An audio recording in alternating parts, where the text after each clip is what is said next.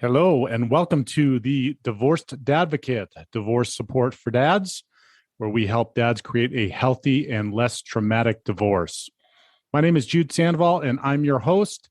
I created this podcast and the Divorced Advocate community as a result of my own high conflict divorce, and because you as a dad deserve all the resources necessary to thrive through this challenging time. I encourage you to check out our website at thedivorcedadvocate.com, where there are resources that correspond to this episode, as well as free access to our membership community, where you will find live meetings, free workshops and courses, private discussion groups, and more. And now, on to this week's episode.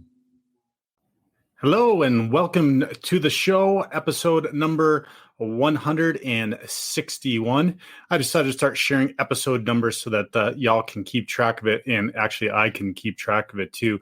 But actually that 161 for members listening, that's going to be a little bit different within the membership site because you have additional resources. So ignore that number. And if you're not a member of the Divorced Advocate community yet, get involved and check it out at thedivorcedadvocate.com. Not only are there full episodes of the podcast, but there are full blog posts as well as access to the app and all of the learning on the Divorced Advocate app, group meetings, and much, much more. So check that out at thedivorcedadvocate.com.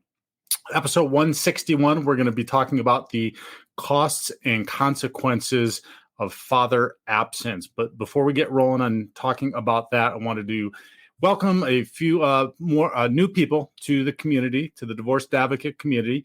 Welcome Steve, Logan, Capena, Scott, and Mike to the community.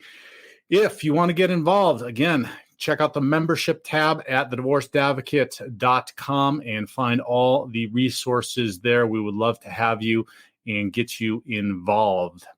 So we're talking about the costs and consequences of father absence today. And the reason I wanted to bring this up and talk to you about it is not to scare you, because we're going to talk about the hard costs first, and then we're going to talk about the consequences of father absence, but in order to inspire you to stay strong and keep up the fight. It is absolutely critical, and oftentimes in private sessions or in group work or with many of you that I connect with, there is a feeling of despair and challenge in going through this.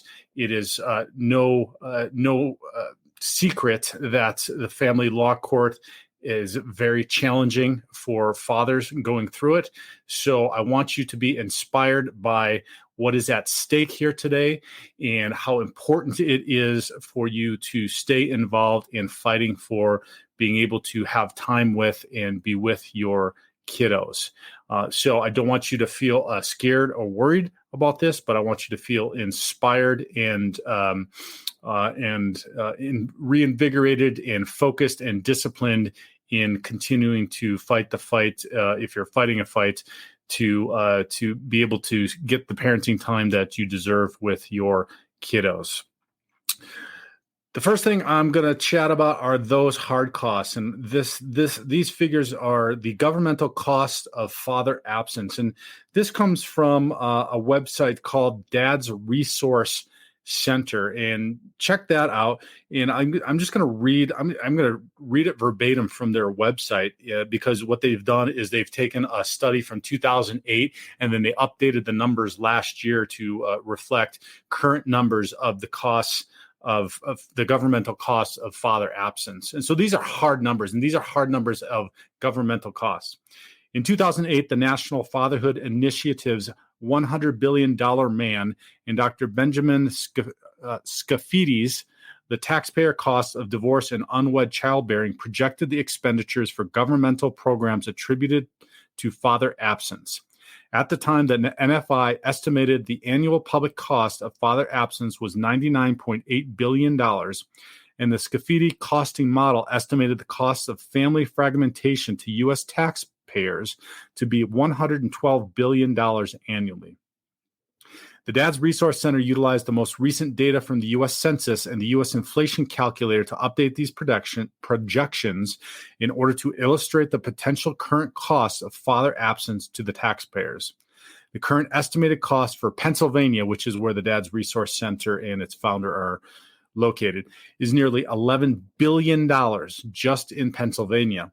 And for the entire United States is nearly $270 billion. They're putting the governmental cost of father absence across the country at nearly $270 billion. Now, this is absolutely staggering and mind-boggling, but the part here that I really want us to go into, and I'm going to spend the bulk of the rest of the time talking about, are what these consequences are for our children of family absence.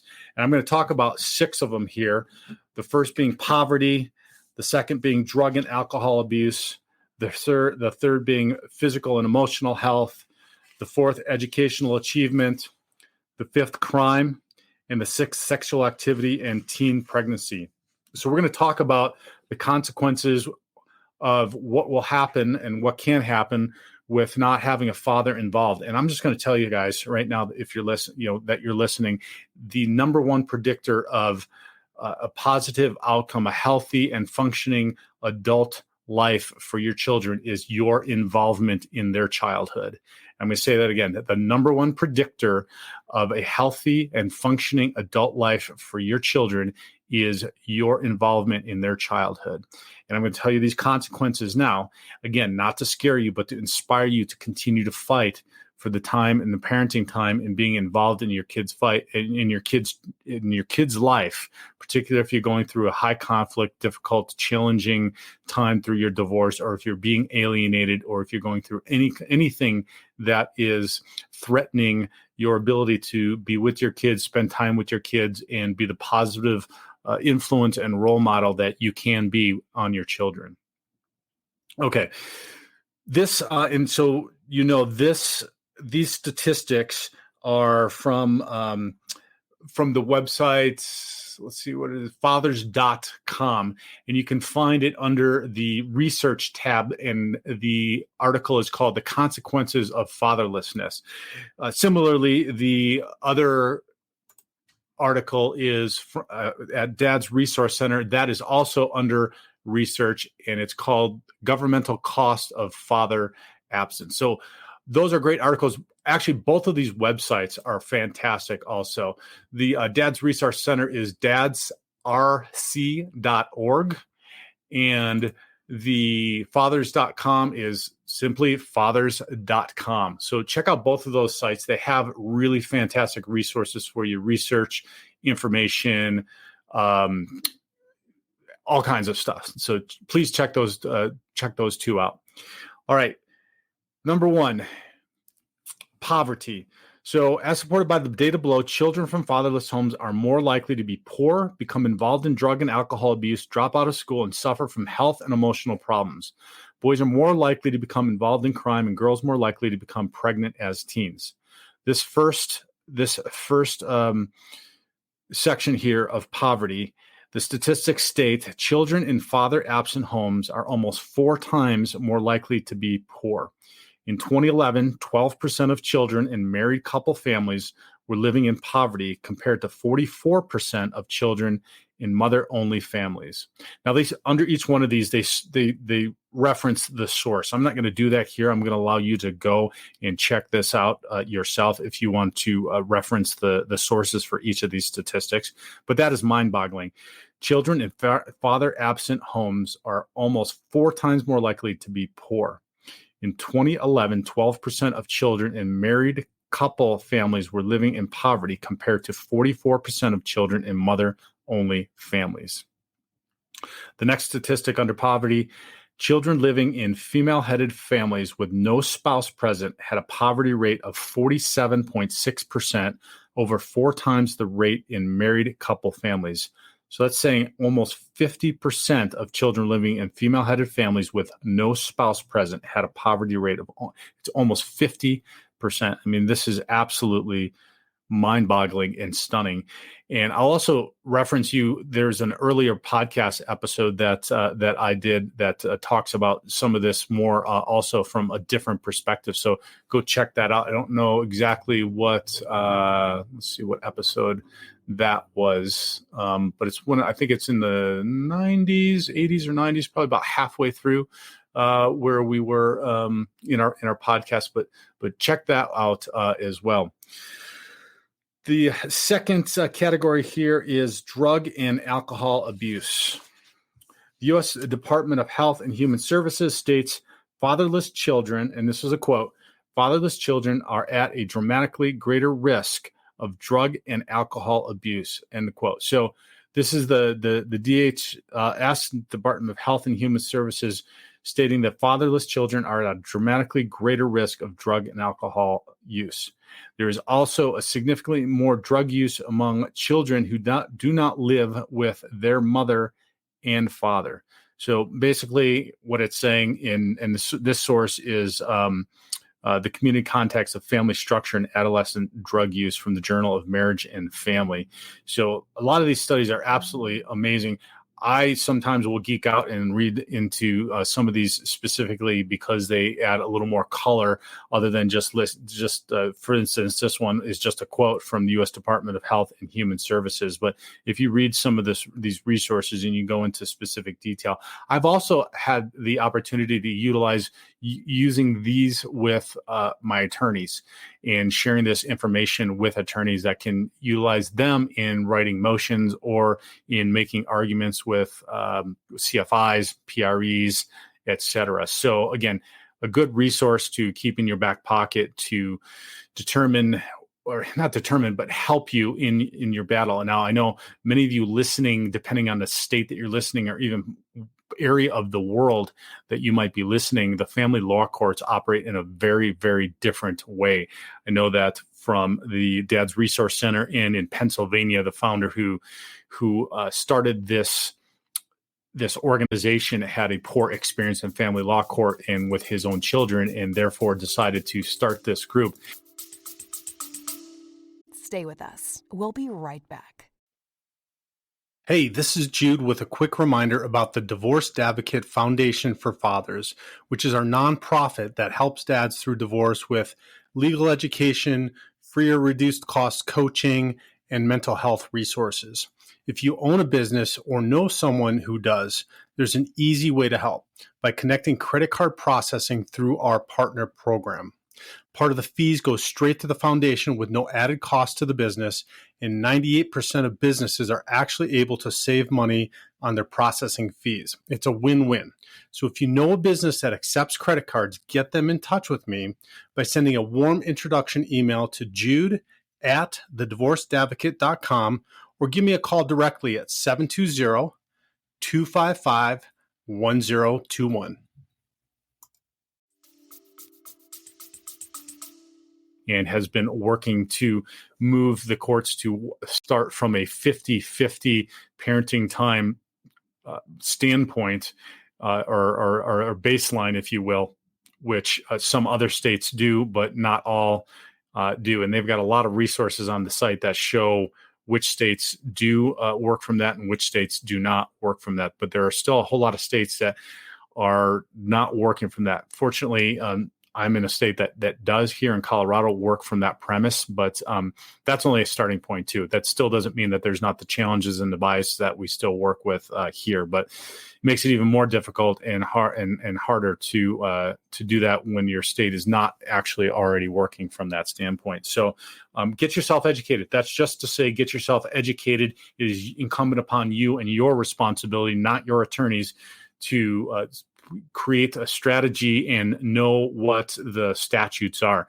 We talk, and there's a guy in one of our group meetings that talks all the time about learning about your statutes in your state, pulling them up. There are some state statutes in every single state around divorce and what that looks like. Get yourself educated. Do not just leave that up to your attorney to tell you and follow, and for you to follow blindly. Get educated, learn what the statutes are, get on our calls. We talk about strategies all the time and give each other advice and share what our experiences are, etc., on our group calls. So get involved in the community, jump on one of our group calls, and ask for help if you need it. All right, the third category we're talking about here is physical and emotional health. First is a study of 1,977 children aged 3 and older living with a residential father or father figure found that children living with married biological parents had significantly fewer externalizing and internalizing behavior problems than children living with at least one non-biological parent.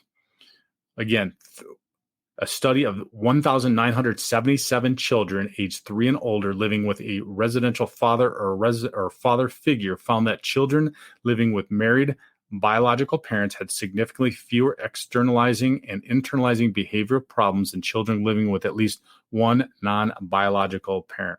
Incredibly important for you to stay in your kids' lives. The next point, children of single-parent homes are more than twice as likely to commit suicide. Now, this is tragic and scary, and we've seen a huge uptick, probably since this article was even written, of suicides with youngsters and teens. I know that we had the unfortunate experience with one of my daughters in one of her classes last year in having a young man that was only 11 years old commit suicide. And we're seeing this more and more. And it's absolutely tragic to see and hear this desperate stories of children who feel like they do not have an alternative other than taking their lives. So stay involved. It is absolutely critical. The next point is data from 3 waves of the Fragile Families study was used to examine the prevalence and effects of mothers' relationship changes between birth and age 3 on their children's well-being.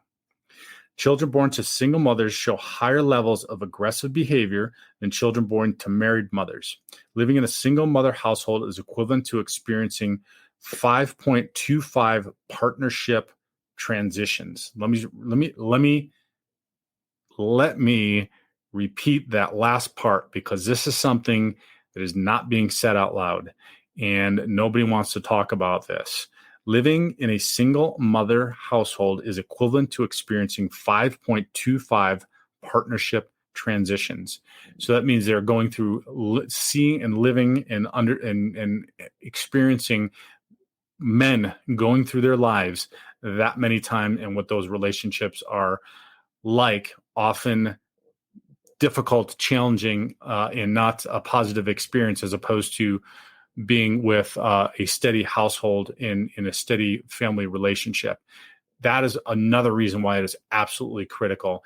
And look, we respect and understand that single mothers are doing the best that they can, but we also see, and I know many of you are listening, that many of these households are not a positive. And basically the net positive of only having a single mother or only having a single father are very, very poor.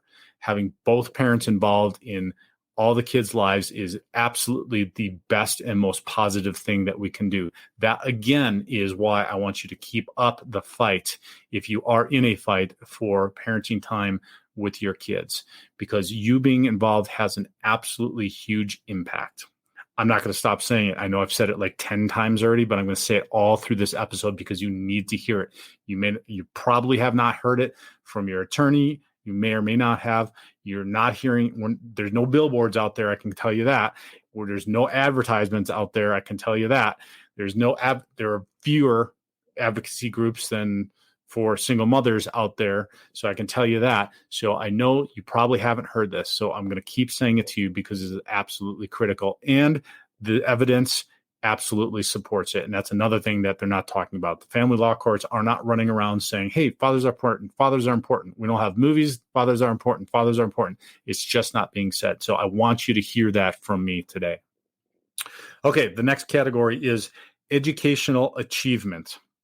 Children in grades 7 through 12 who have lived with at least one biological parent, youth that experienced divorce, separation, or non-union birth reported lower grade point averages than those who have always lived with both biological parents. All right, let's say that again because that was a lot and I didn't quite track it. Children in grades 7 through 12 who have lived with at least one biological parent, youth that experienced divorce, separation, or non-union birth reported lower grade point averages than those who have always lived with both biological parents. Okay, so it's saying that children in 7 through 12 who only had one parent are having lower grade point averages. Well, it makes perfect sense. The next point is children living with their married biological father tested at a significantly higher level than those living with a non-biological father. There you go. There's some more documentation and evidence that you probably didn't know that supports that the kids scored higher when they're living with their biological or spending time, says living with their married biological father, tested at significantly higher levels. So there's probably a myriad of reasons, and I'm not parsing this down and giving you the supporting documentation and substantiating evidence as far as I'm concerned, or anecdotal evidence that I've seen with other fathers that I've worked with, or my father, or my experience with my daughters. But this is gonna be a short and sweet episode so that you can put together, you can put the dots together. You can connect the dots, if you will, as to why that is. But we know that dads are more strict about homework, getting homework done, being in class, just having focus and discipline, and having a regiment around anything in general, but particularly studies. So that's not at all surprising to me. The next statistic, father involvement in schools is associated with the higher likelihood of a student getting mostly A's. This was true for fathers in biological parent families, for stepfathers, and for fathers heading single parent families. So across the board, father involvement in schools is associated with a higher likelihood of a student getting mostly A's. Next statistic, 71% of high school dropouts are fatherless. 71% of high school dropouts are fatherless. Fatherless children have more trouble academically, scoring poorly on tests of reading, math, and thinking skills.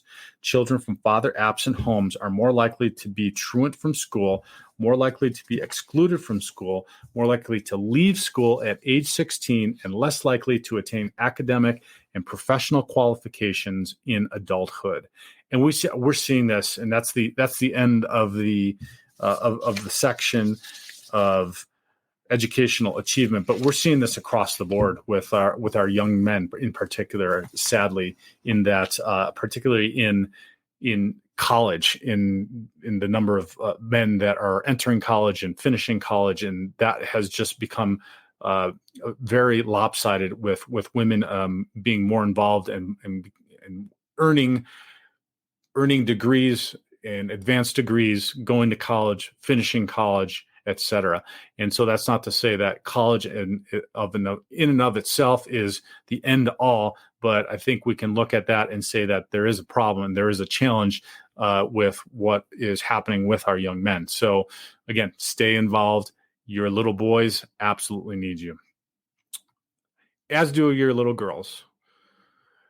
Number 5, crime. Adolescents living in intact families are less likely to engage in delinquency than their peers living in non-intact families.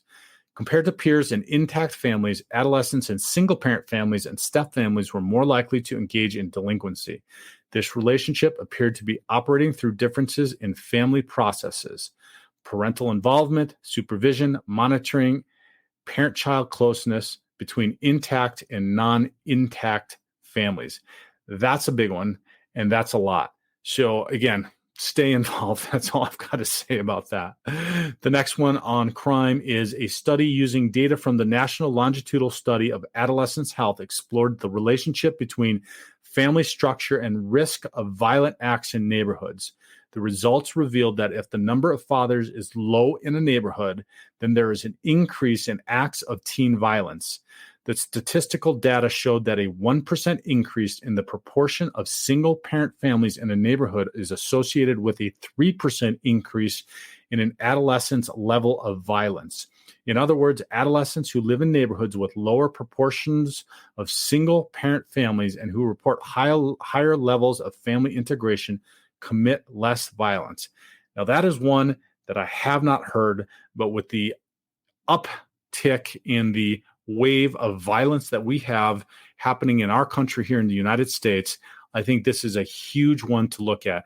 Now, I've written blog posts before about the mass shooters and the correlation between the mass shootings and the mass shooters, and the fact that as far as I remember, and this was years ago that I did this study, all but one of them did not have a father present in their lives. So fatherlessness and the increase in crime, and this is stating that a 1% increase in the proportion of single-parent families in a neighborhood is associated with a 3% increase in an adolescent's level of violence. That's absolutely stunning. It's a three times higher. That is just unbelievable. So another reason for us to stay involved in our young kids' lives, and it's going to help our community. The next step is, or the next statistic is, children ages 10 to 17 living with two biological or adoptive parents were significantly less likely to experience sexual assault, child maltreatment, other types of major violence, and non-victimization type of adversity, and were less likely to witness violence in their families compared to peers living in single-parent families and step families. Now, there's also statistics that support the fact that there are higher levels of sexual abuse in single mother households where either a stepfather or a boyfriend has perpetrated this abuse on children. Something also that is not being talked about as we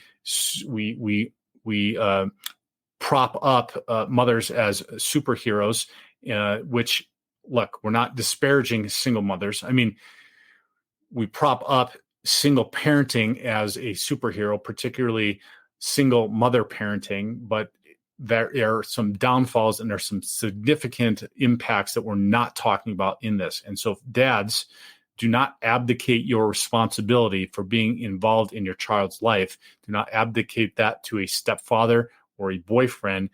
There is nobody else in the world that that can take your place in your kid's life. So do not abdicate that responsibility and keep up the fight.